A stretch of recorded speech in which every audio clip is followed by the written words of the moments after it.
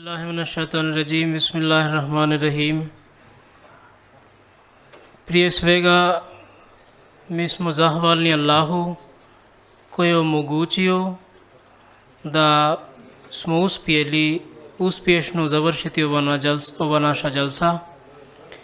I iza ovog programa stoji mnogi truda i mnogi rad koji su nam radili naši članovi džemat, naši prijatelji, koji nisu bili čak dužni, ali ipak oni su pružili svoju pomoć i uvijek su bili na raspolaganje da mi učinimo ovu džalsu jednom uspješnom džalsom.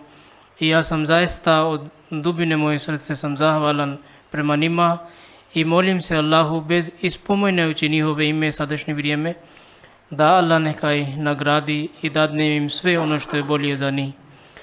Druga je stvar, za naše gosti koji su došli iz razne zemlje, također iz Bosne, iz raznih mjesta, da zaista sam zahvalan prema njima, da oni su odazivali naš poziv i znam da su jako zauzeti, posebno sada je vrijeme kada ima puno posla čovjek, ali ipak su odvojili vrijeme za nas i došli su i provodili su svoje vrijeme ovdje. Čak nismo, zaista sam svjestan, nismo mogli i dočekati na najbolji način kako treba, ali ipak oni su oprostili, nadam se da će oprostiti naše te nedostatke i mahane ono što je bilo i pokušat ćemo i trudit ćemo da drugi idući put da bude još bolje i da im dočekamo još nekim boljim način i tražimo od njih kao da nas oprosti ako nešto je bilo ono što kao nije dobro i tako.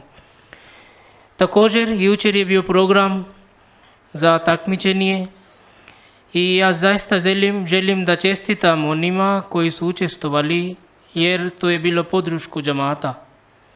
A koji nisu bili u stanju ali nisu učestvovali, ja ih molim da iduće godine da što više bude učesnika, jer ipak džamat ulaže trud, vrijeme, novca samo radi nas. I ovo je naša moralna odgovornost da mi u tom smislu podržavamo ovaj trud i ovaj pokušaj ono što džamat učinio za nas. Jedna stvar želim da kažem, prije 2 dana vi ste vidjeli kako je bilo vrijeme u Sarajevu, bili smo uplašeni da ako bude kiša možda naš program neće biti uspješan. Ali pod hitnom ono što kako mi vjerujemo Ahmedi muslimani da preko dove može se riješiti problem, bilo koji problem bude. Onda jedina naša oružja je dova. Mi bi mogli riješiti neki problem ono što do ljudske mjere, ono što po naše mogućnosti, ali vrijeme samo kontroliše Bog. I po našem vjerovanju ja sam slao pismo našem halifu da moli da ovo vrijeme bude prikladno kako nama odgovara i da prođe ovaj program uspješno. I alhamdulillah, ja kao Ahmadi musliman zahvalan sam da vidimo kako Allah promijenio ovo vrijeme i kako danas mi imamo lijepi dan, čak vruće nam, da nemamo te strahovite te kiše i tako dalje. Na kraj krajeva još jednom ja sam zaista zahvalan vama svima koji ste došli i kako bilo kojim način pružili pomoć i sa iskrenošću koji ste pomagali džamat, neka Allah isto vama pomogne i naše gosti neka sa hajrom neka stigne kući i ono što smo naučili za ovo vrlo kratko vrijeme da to neka ostane sa nama dok mi se vidimo opet kada god Allah bude stvorio priliku. Sada ja bi molio predsjednik džamat Makedonije da vi završite svoju riječ i dova. Dobro, sada na kraju mi učimo zajednički dova. Dova.